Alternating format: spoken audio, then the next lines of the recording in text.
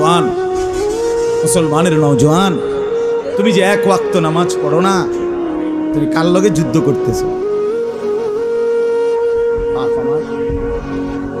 তুমি বুঝোনি কার সাথে তামাশা করতেছ, কার হুকুম লঙ্ঘন করছ? কি মনে করছো আল্লাহ ছেড়ে দিবে এমনিতেই না?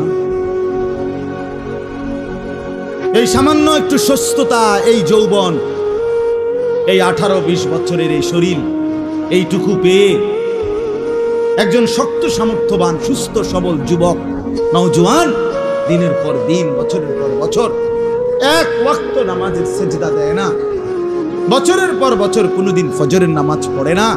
আরে গাদ্দার, তুই কার সাথে গাদ্দারি করছিস? তুই কার সাথে গাদ্দারি করছিস?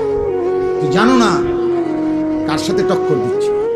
তোমারে 5 ওয়াক্ত নামাজের কথা তোমার আব্বাই বলে নাই, আল্লাহ বলছে।